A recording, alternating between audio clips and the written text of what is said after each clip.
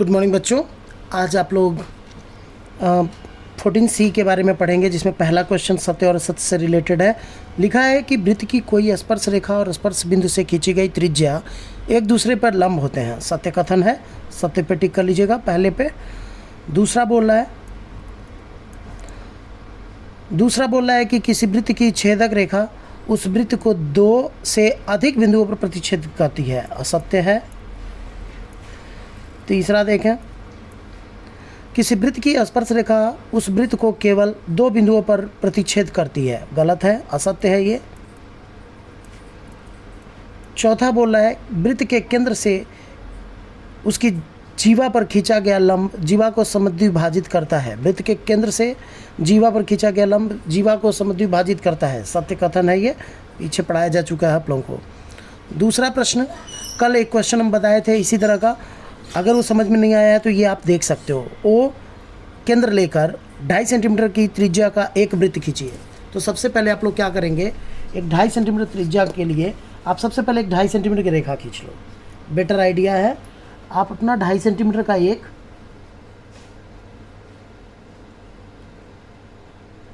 रेखा खींच लिया। अब क्या करना है, बोल रहा है कि 2.5 सेंटीमीटर त्रिज्या का एक वृत्त खींचिए। तो अब इसको नाप लो, तुम लोग सब लोग इसको नाप लिया, और जितना बड़ा ये है उस हिसाब से आप लोग एक वृत्त जो है प्रकार की सहायता से खींच लीजिएगा। अब कह रहा है इस वृत्त पर एक बिंदु P लीजिए और त्रिज्या OP खींचिए। अब ये रहा O और इसी बिंदु को आप P ले लीजिएगा।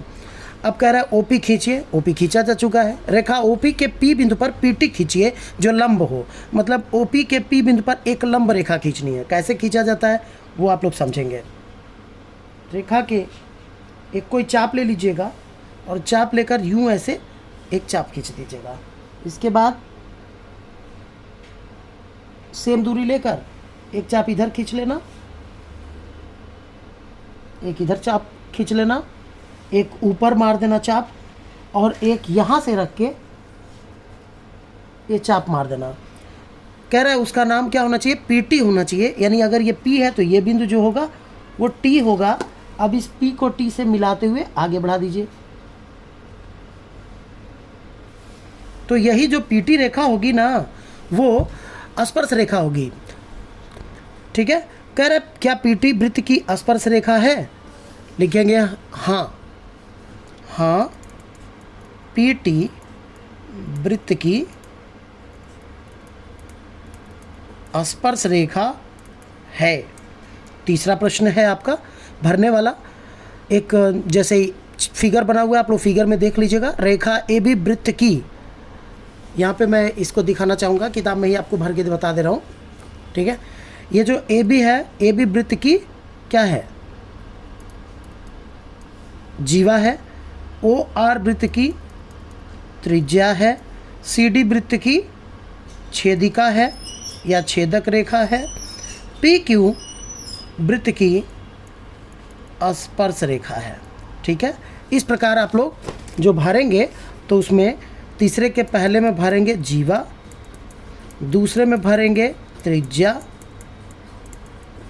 तीसरे में भरेंगे छेदक रेखा या छेदिका, और चौथे में आप लोग भरेंगे स्पर्श रेखा। चौथा क्वेश्चन है 2.5 सेंटीमीटर त्रिज्या का O केंद्र का एक वृत्त खींचिए। A और B इस प्रकार लीजिए कि AOB बराबर 60 अंश हो।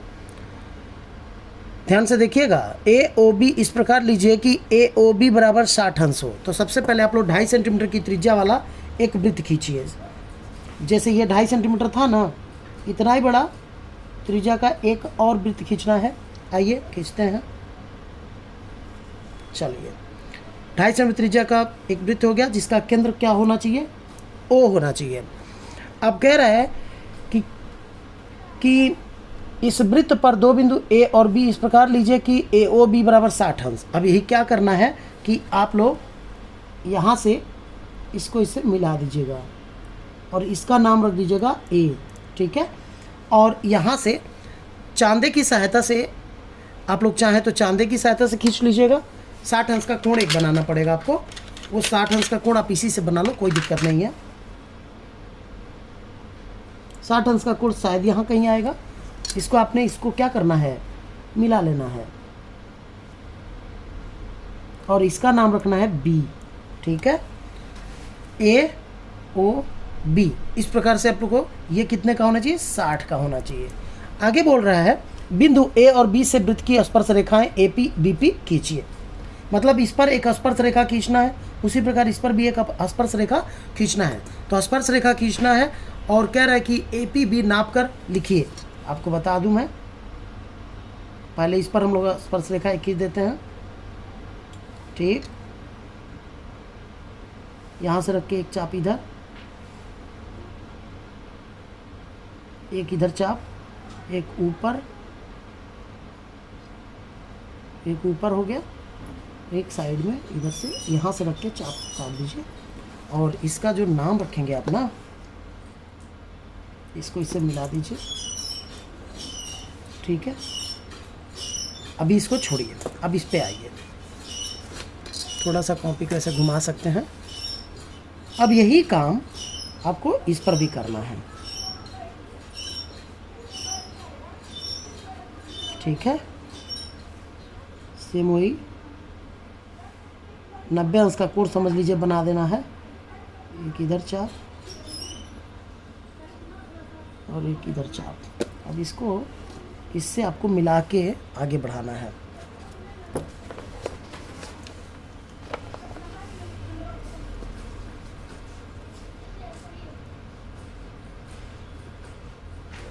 ठीक है,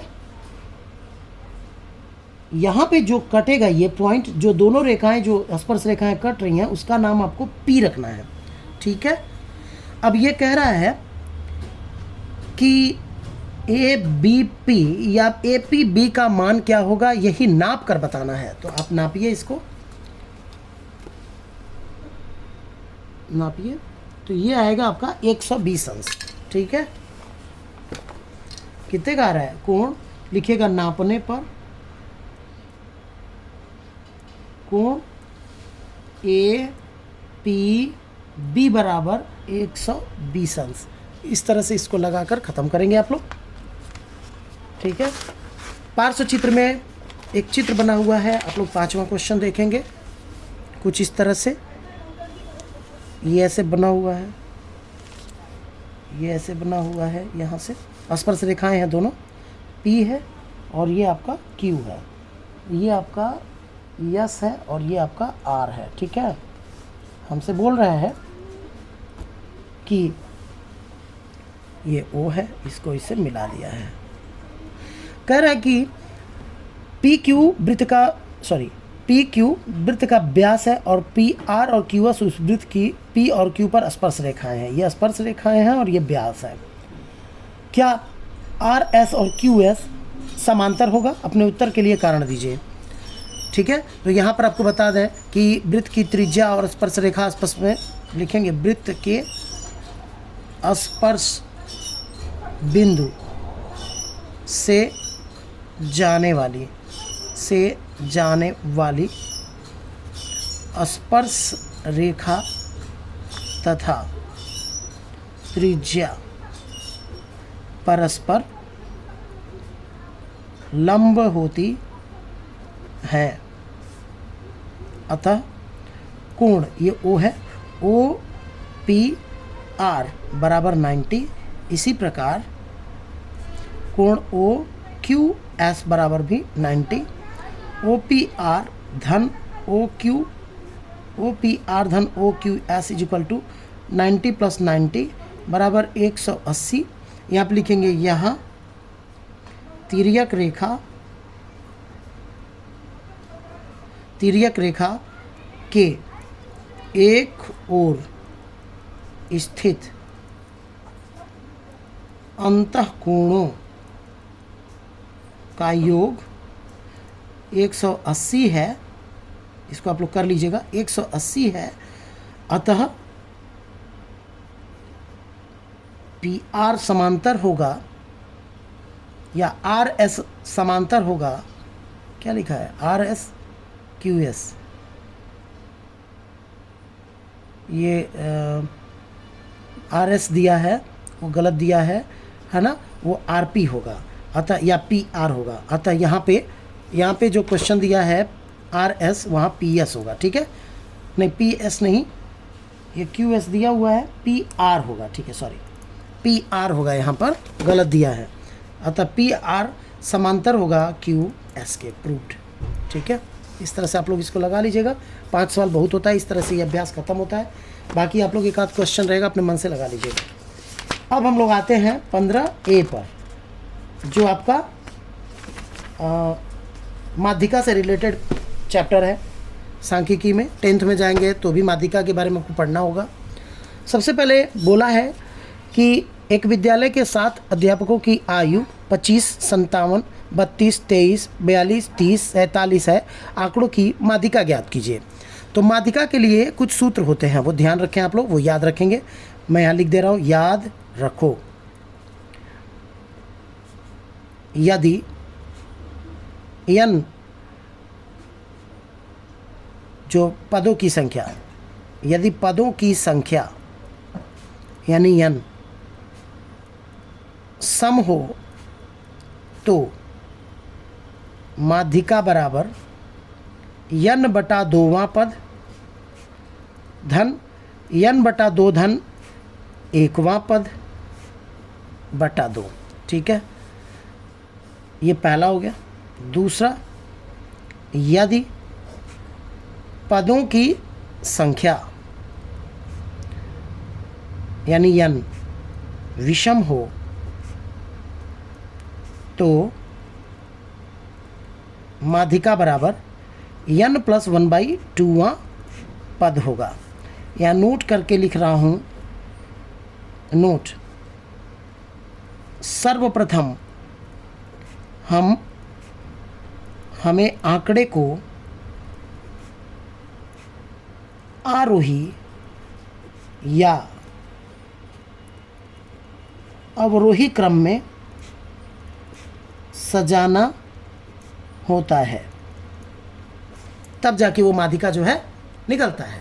तो जैसे मान लीजिए 15A का पहला क्वेश्चन आपको लगाना है, जिसमें दिया है 25, 57, 32, 23 ऐसे दिया हुआ है। तो सबसे पहले आप लोग क्या करेंगे, सबसे पहले लिखेंगे आंकड़े का आरोही क्रम। सबसे छोटा अंक 23, 23 के बाद 25, 23 हो गया, 25 हो गया, फिर उसके बाद 32 नहीं 30 हो जाएगा, फिर 32 हो जाएगा, 30, 32 के बाद 40, फिर 30, 32 के बाद आपको लिखना पड़ेगा 42, 47, 57, 42, 47, 57, ठीक है। 1, 2, 3, 4, 5, 6, 7 आंकड़े हैं, 7 संख्याएं हैं। 1, 2, 3, 4, 5, 6, 7। यहाँ n बराबर कितना हुआ? 7। 7 कैसा होता है? 7 आपका विषम होता है। ये एक विषम संख्या है। तो अगर ये विषम है तो हमको विषम वाला फार्मूला लेना पड़ेगा, यानी हमको ये वाला फार्मूला लेना पड़ेगा। तो लिखेंगे माध्यिका बराबर n + 1/2वां पद, यानी 7 धन 1/2वां पद। n बराबर 7 है ना, तो n की जगह 7 भरो, 7 1 8 बटा 2 वां पद, यानी 4वां पद। अब 4वां पद आप यहाँ से गिन लीजिए, 1 2 3 4, यानी 32। ठीक है, इस तरह से आप लोग इसको लगा सकते हो। इसी प्रकार मान लीजिए आपको दूसरा प्रश्न हल करना है, तो दूसरा प्रश्न में देखो, सबसे पहले आंकड़े को हम आरोही क्रम में सजाएंगे। लिखेंगे आंकड़े का आरोही क्रम। सबसे छोटा नंबर है 133, फिर है 135, 133, 135, 137, उसके बाद 140, नहीं 138 भी है, 140 भी है, 38, फिर 40, फिर 42, 142 भी है आपका, ठीक है। फिर 148, फिर 150, 148 फिर 150, फिर से मिला लेते हैं 133, 135, 137, ठीक है, 138, फिर उसके बाद 140, 142, 140, 142, फिर 148 और फिर 150। यानी n बराबर यहाँ कितना हुआ 1 2 3 4 5 6 7 8, n बराबर 8 जो कि सम है। अतः माध्यिका बराबर सूत्र मैंने क्या बताया था, जब पदों की संख्या सम है तो क्या सूत्र लगता है, n बटा 2वां पद, n बटा 2 प्लस 1 वां पद बटा 2, n का मान 8 बटा 2वां पद, 8 बटा 2 धन 1 वां पद बटा 2, यानी 4वां पद धन 2 से 4, 8 में भाग 2 4, 4 प्लस 1 बराबर 5वां पद बटा 2। अब आप चौथा पद गिन लीजिए 1 2 3 4, 138 है, और पांचवा पद 1 2 3 4 5, 140 है, बटा 2 कर लो। अब इसको जोड़ो तो 278 हो जाता है, ठीक है, 240 30 70 8 78 बटा 2, आंसर आएगा 139। 2 एकम 2 2 3 6 2 9 18, ठीक है, 139 आपका आंसर प्राप्त होगा। तो इस तरह से आप लोग दूसरा क्वेश्चन भी हल कर सकते हो, ठीक है। अब इसके बाद तीसरा बताएंगे, फिर ये भी अभ्यास समझिए कि खत्म हो गया। तीसरा प्रश्न है, पद दिया गया है और इसमें बारंबारता दिया है, तो आप इसको इस तरह से सजाएंगे अगल बगल में, ठीक है। पद आपका कितना है वो देखिए, पद में आपका दिया है 3, फिर 4, फिर 6, 8 और 12। इसी प्रकार बारंबारता में है 2 5 4 5 और 3।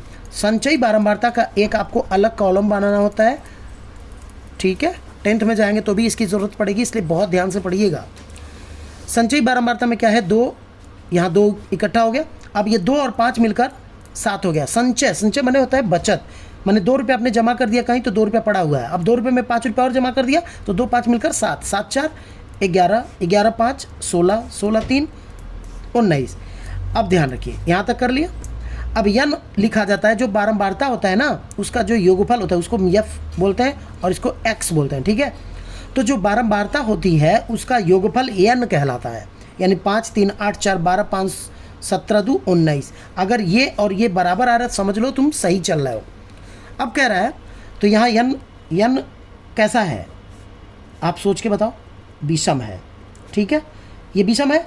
तो माध्यिका बराबर सूत्र क्या है, माध्यिका बराबर n + 1/2वां पद, ठीक है, n का मान 19, 1 बटा 2 वां पद यानी 20 बटा 2 वां पद यानी 10वां पद, ठीक है।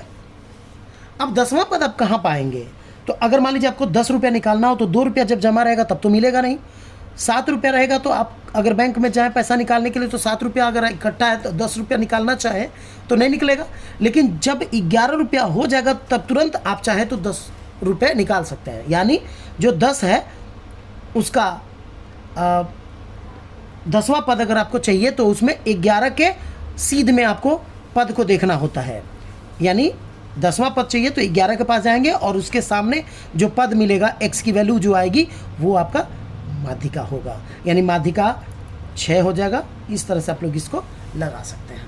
तो आज के लिए बस इतना ही, शेष आप लोग कल पढ़ेंगे। धन्यवाद।